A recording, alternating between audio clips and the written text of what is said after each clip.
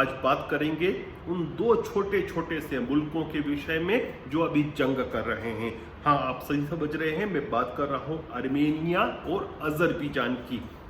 Eurasia के ये दो छोटे छोटे देश और छोटे छोटे हर तरह से क्षेत्रफल की दृष्टि से भी और जनसंख्या की दृष्टि से भी आपस में लड़ रहे हैं, एक दूसरे के खून के प्यासे हो रहे हैं। किस क्षेत्र के लिए? जिसको कहते हैं नगार्नो कोरबाह। और नगार्नो कोरबाह का जो क्षेत्र है वो हरियाणा का 1/10वां हिस्सा है और जनसंख्या के दृष्टिकोण से 1.25 लाख से 1.5 लाख जनसंख्या है। यदि आर्मेनिया की जनसंख्या देखें, ये भी बहुत छोटा सा देश है, 30 लाख के आसपास इसकी जनसंख्या है और 40 से 50 हजार लोग सैनिकों की इसकी आर्मी है। वहीं हम बात करें यदि अजरबैजान की, तो अजरबैजान की जनसंख्या 3 गुना है आर्मेनिया से, क्षेत्रफल 3 गुना है, लेकिन 3 गुना करते करते भी वो कितना है, 90 लाख से 1 करोड़ का देश है और 1 लाख 1.25 लाख के आसपास इसकी फौज है। तो बहुत छोटी छोटी इकोनॉमीज है, बहुत छोटे छोटे देश हैं, लेकिन लड़ रहे हैं छोटे से क्षेत्र के लिए। और क्यों लड़ रहे हैं? देखिए, लड़ाई के 3-4 कारण होते हैं क्षेत्र के लिए कभी भी। या तो इतिहास होता है, या नस्ल होती है, या फिर मजहब होता है। और इस केस में तीनों का समावेश है, इतिहास भी है, मजहब भी है और नस्ल भी। इसीलिए ये जो टॉपिक है बड़ा कॉम्प्लिकेटेड है, ये एरिया बड़ा कॉम्प्लिकेटेड बन चुका है। देखिए, इन दोनों देशों में, आर्मेनिया में भी अजरबैजान में भी, एक सबसे बड़ी समानता जो है वह यह है कि ये दोनों यूएसएसआर के अंग थे, लेकिन नस्ली तौर पर दोनों बिल्कुल एक दूसरे से अलग हैं। मजहब के हिसाब से दोनों अलग हैं। आर्मेनिया जो है वह ऑर्थोडॉक्स क्रिश्चियन राष्ट्र है, अजरबैजान शिया मुस्लिम राष्ट्र है, बहुतायत जनसंख्या उसकी शिया है वहाँ की।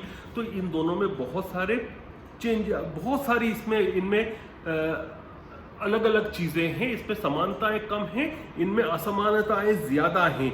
और यदि इस क्षेत्र विशेष को देखें तो हमेशा ही ट्रबल्ड क्षेत्र रहा है। देखिए, चाहे जार हो रशिया के, कभी उनका कब्जा रहा इन क्षेत्रों में। ये पूरे क्षेत्रों की बात कर रहा हूँ, इसके आसपास की जॉर्जिया वगैरह छोटी छोटी कंट्रीज को और मिला लें, उन सब का भी आप समावेश करेंगे तो कभी इनके ऊपर कब्जा रहा रशिया के जार्स का, कभी ऑटोमन सुल्तानों का इस पर कब्जा रहा, कभी मंगोलिया वालों का रहा, कभी ततारों का रहा। तो ये जो क्षेत्र है कभी भी इतिहास में शांत नहीं रहे हैं। कुछ समय शांत थे जब यूएसएसआर था, क्योंकि यूएसएसआर में हुआ यह था कि रशिया का एक बड़ा डंडा था सोवियत संघ का, वो इन सबको खामोश रखता था। और चूंकि वहां पर मजहब या धर्म नहीं था, एक नास्तिक देश था और धर्म को दबाया जाता था, तो ये सब लोग ठीक ठाक रह रहे थे। जैसे ही यूएसएसआर खत्म हुआ, कई रिपब्लिक्स में बढ़ गया, तो सबसे पहले कोई चीज जागृत हुई तो वह धर्म था। अब आर्मेनिया की बात करें तो वहां पर ऑर्थोडॉक्स क्रिश्चियनिटी का पुनर्जन्म हुआ और उसी प्रकार से इस्लाम का अजरबैजान में हुआ। अब ये जो एरिया था, इसके लिए ऐतिहासिक रूप से दोनों क्लेम करते रहे नगानो कराबाह का। इसमें क्या है कि यूएन मानता है कि ये जो क्षेत्र है ये आर्मेनिया का अंग, अजरबैजान का अंग है, लेकिन यहाँ पर जो लोग रहते हैं वो आर्मेनियन नस्ल के लोग हैं और ऑर्थोडॉक्स क्रिश्चियन है।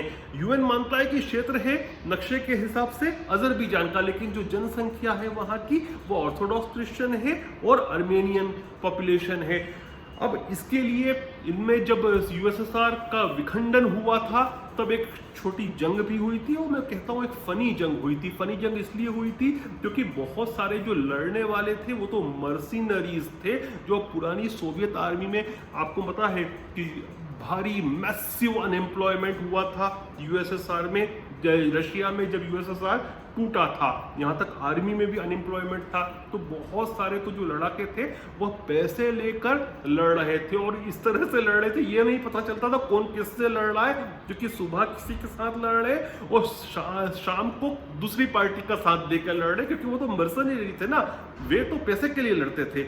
लेकिन फिर ये हुआ कि रशिया, ईरान, इन सब ने बिठाकर इनको शांत कर दिया, लेकिन तब तक जो वह क्षेत्र था उस पर प्रभुत्व आ चुका था, वर्चस्व आ चुका था आर्मेनिया का। तो अब ये जो कारावाह का क्षेत्र है उस पर पूरा नियंत्रण जो है वह आर्मेनिया का है। हालांकि यहाँ पर 1.5 बार, 2 बार नहीं बोलूंगा मैं, 1.5 बार जनमत संग्रह हुआ था। और एक जो पूरा जनमत संग्रह हुआ था उसमें तो ये था कि यहाँ के जो लोग थे, कराबाह के लोग थे, नगोर्नो कराबाह के, वे चाहते थे कि वे एक इंडिपेंडेंट देश हो। लेकिन जब उन्होंने ये देखा कि ये नहीं हो पा रहा है, तो जो टूटा फूटा जो जनमत संग्रह दूसरी बार हुआ, इसलिए जिसको आधा बोल रहा हूं, वहां पर उन्होंने कहा कि हम आर्मेनिया के साथ रहेंगे। यूएन मानता है कि वो अजरबैजान की टेरिटरी है, कंट्रोल जो है वह आर्मेनिया का है। फिर कुछ समय बाद आर्मेनिया को भी ये लगा कि उस पर बहुत ज़्यादा समय तक वो कंट्रोल नहीं कर पाएगा, तो उन्होंने उसको रिपब्लिक ऑफ अर्तसाख, एक इंडिपेंडेंट रिपब्लिक घोषित कर दिया नाम मात्र के लिए। वैसा ही था जैसे बंटुस्तान बना था साउथ अफ्रीका में, अपार्टेड रीजन में, जो नाम मात्र के लिए था। तो नाम मात्र के लिए इन्होंने भी एक इंडिपेंडेंट टेरिटरी के हिसाब से उसको घोषित कर दिया, रिपब्लिक ऑफ अर्तसाख नाम से। लेकिन उसके बावजूद भी दोनों कंट्रीज के बीच में एक तरह से शीत युद्ध इस क्षेत्र विशेष के लिए चलता रहा। और अब ये बिल्कुल ज्वाला की तरह से भपक गया और दोनों तरफ से जंग चल रही है, बाकायदा गोलीबारी हो रही है, शेलिंग हो रही है, ड्रोन्स का उपयोग हो रहा है, टैंक्स का उपयोग हो रहा है दोनों छोटे छोटे देशों के बीच में। अब इसमें एक एंगल है टर्की का। टर्की अजरबैजान का सपोर्ट कर रहा है, क्योंकि माना जाता है कि जो अजरबैजान के लोग हैं वह नस्ल से, मैं बताया ना कि इसमें नस्ल का भी कॉकटेल है, सारे कॉकटेल हैं, नस्ल का, धर्म का, इतिहास का। तो अजरबैजान के जो लोग होते हैं मूल्यतः टर्क लोग हैं, तुर्क लोग हैं वो नस्ल से। तो टर्की पूरी तरह से इसका सपोर्ट कर रहा है। आर्मेनिया के बहुत अच्छे संबंध हैं रशिया के साथ, लेकिन रशिया के अच्छे संबंध जो है अजरबैजान से भी हैं, और अजरबैजान से बहुत बड़ी सीमा लगी हुई है रशिया की। आर्मेनिया के साथ समस्या यह है कि लैंड लॉक्ड देश है, इसकी सीमा में कोई भी समुद्र से इसकी सीमा नहीं लगी है। तो बड़ी कॉम्प्लिकेटेड छोटी छोटी कंट्रीज हैं ये। अब कुछ लोग एनालिस्ट्स को मैं देख रहा हूं कि टीवी पर और अपने एनालिसिस में कह रहे हैं कि रशिया अब रिलायबल पार्टनर नहीं रहा, क्योंकि आर्मेनिया जो है सीएसटीओ का भी अंग है, और सीएसटीओ का अंग होने के नाते यदि आर्मेनिया पे कोई भी अटैक होता है तो रशिया को, सीएसटीओ के सभी देशों को एक साथ जाकर उसको डिफेंड करना चाहिए, उसके लिए लड़ना चाहिए। सीएसटीओ वैसा ही है जैसे नेटो है। नेटो में वॉशिंगटन पैक्ट लगता है। वॉशिंगटन पैक्ट की आर्टिकल 5 कहती है कि नेटो के किसी भी देश पर यदि तीसरा देश आक्रमण करता है तो वह सभी के ऊपर आक्रमण माना जाएगा। इसीलिए जब 9/11 में अमेरिका के वर्ल्ड ट्रेड सेंटर पर अटैक हुआ था तो ये माना गया था कि नेटो के सभी देशों के ऊपर अटैक हुआ है। इसीलिए ओसामा बिन लादेन को मारने के लिए अफगानिस्तान पे जो अटैक हुआ उसमें नेटो के सारे कंट्रीज ने एक साथ अटैक किया था। अब कुछ लोग कह रहे हैं कि फिर सीएसटीओ का अंग है, जब आर्मेनिया सीएसटीओ का अंग है तो उसी प्रकार से सीएसटीओ के सारे कंट्रीज एक साथ उसका सपोर्ट क्यों नहीं कर रहे। इसलिए रशिया जो है अब रिलायबल पार्टनर नहीं रहा। लेकिन ये बात गलत है। क्यों कह रहा हूं मैं गलत है? जितना मुझे जानकारी है, जब सीएसटीओ बना था तो उसमें आर्मेनिया भी उसका एक अंग था, और साथ ही साथ अजरबैजान भी उसका अंग था। आर्मेनिया आज भी है, अजरबैजान भी अंग था। अजरबैजान बाद में उससे निकल गया, लेकिन जब अंग बना था तब यह बात बहुत सारी ट्रीटीज में साइन हुई थी कि यदि ये दोनों देश इस क्षेत्र विशेष नगोर्नो कराबाह के लिए लड़ते हैं तो सीएसटीओ इसके बीच में नहीं आएगा। नगोर्नो कराबाह विशेष की यदि जंग होती है किसी के लिए तो उसके लिए नहीं आएगा। और आज भी रशिया चाहता है कहीं ना कहीं कि आगे चल के जो अजरबैजान है वापस से सीएसटीओ का अंग बन जाए, क्योंकि वहां पर देखिए वो छोटा सा क्षेत्र है, हम लोग उसको बहुत ज्यादा इंपॉर्टेंस नहीं देते हैं। लेकिन मेरे आर्टिकल्स आपने पढ़े होंगे तो मैं बार बार इस बात का उल्लेख किया हूं कि आगे चलकर कुछ ही समय में 1 दशक से ज्यादा नहीं लगेगा, 2 क्षेत्र नए कॉन्फ्लिक्ट के डेवलप होंगे। एक होगा सेंट्रल एशिया और दूसरा होगा कैस्पियन सी। सेंट्रल एशिया और यूरेशिया और कैस्पियन सी, क्योंकि चाइना जो है अपना शंघाई कोऑपरेशन ऑर्गेनाइजेशन एससीओ के माध्यम से अपना विस्तार करना चाहता है यूरेशियन और सेंट्रल एशियन कंट्रीज में, और रशिया जो है वह सीएसटीओ के माध्यम से चाइना के इन्फ्लुएंस को रोकना चाहता है अपने बैकयार्ड में, जो जिसको वो अपना डोमिनेंस का क्षेत्र मानता है, और है भी सही उसका, क्योंकि यूएसएसआर के अंग थे ये सारे देश। और इसीलिए रशिया दोनों में है, एससीओ का भी अंग है और सीएसटीओ का भी अंग है, लेकिन बड़ी चालाकी से, बहुत अच्छी खूबसूरती से, चालाकी शब्द यूज नहीं करूंगा, खूबसूरती से सीएसटीओ को रशिया ने एक मिलिट्री पैक्ट बनाकर चाइना के विस्तार को रोक रखा है।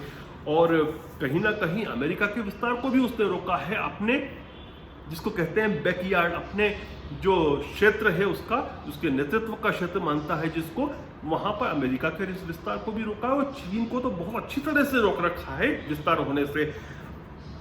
और अब इसमें समझ, इसलिए मैं आप समझिए कि सीएसटीओ क्यों अटैक नहीं कर रहा है।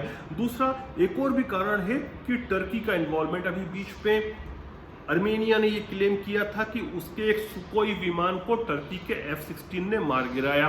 हालांकि टर्की और अजरबैजान दोनों मना कर रहे हैं कि ऐसा नहीं हुआ। क्या है सच्चाई हमको नहीं पता, क्योंकि जो न्यूज़ में आ रहा है हम वही देख रहे हैं। लेकिन टर्की के साथ यह प्रॉब्लम है कि वह नेटो का सदस्य है।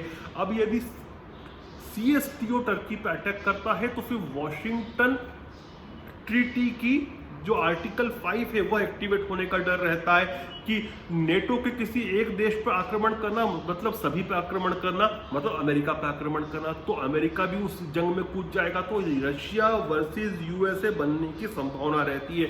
हालांकि एक बात और भी है, जो आर्टिकल 5 है उसमें एक चीज और लिखी है नेटो की वॉशिंगटन ट्रीटी के आर्टिकल 5 में, कि यदि कोई देश एग्रेसर बन के उकसाता है तो ऐसी स्थिति में वॉशिंगटन ट्रीटी एक्टिवेट नहीं होगी, जो कि म्यूचुअल डिफेंस पैक्ट है।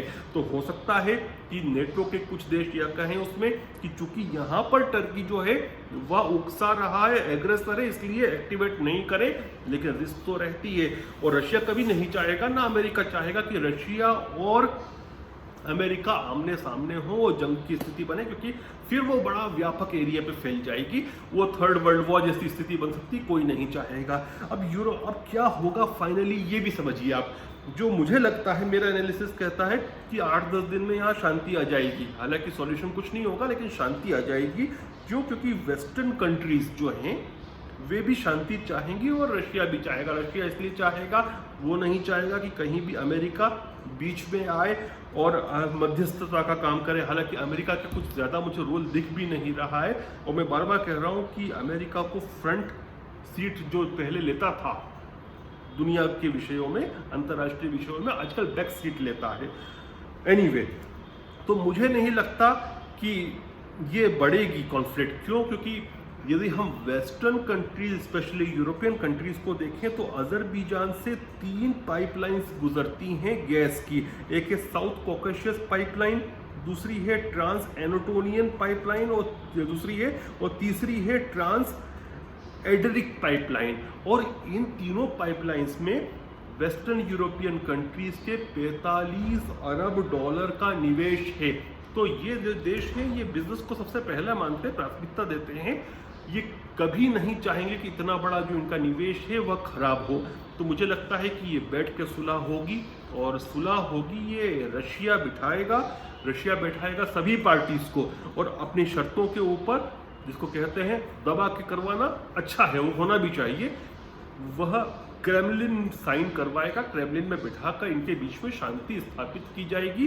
और हम यदि हमारे दृष्टिकोण से देखें, भारत के दृष्टिकोण से देखें, तो हमारे लिए भी शांति होना अच्छा इसलिए है क्योंकि हम जो बना रहे हैं international north south transport corridor, जिसको INSTC कहते हैं, ये 7200 किलोमीटर लंबा ट्रांसपोर्ट कॉरिडोर है, जिसमें शिप भी आती है, रेलगाड़ी भी आती है, रोड भी आता है ट्रांसपोर्ट के लिए, बिजनेस के प्रति, बिजनेस को बढ़ाने के लिए।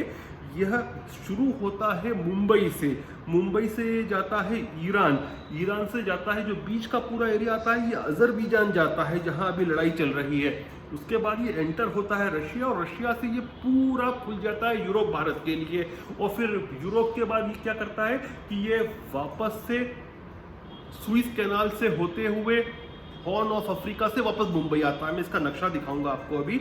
और हमने जो ड्राई रन किए हैं, 2 बार ड्राई रन करके देखा है, और 2014 में उसमें हमारे सामने ये बात आई कि समय तो कम लगता ही लगता है, परंतु हर 15 टन के कार्गो पर भारत को $2,500 बचते हैं।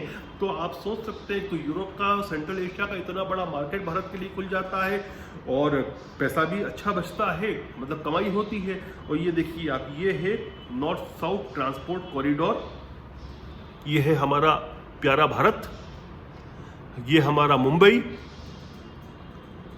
मुंबई से गूगल से मैंने मैप लिया है ये अपने रिसर्च पे।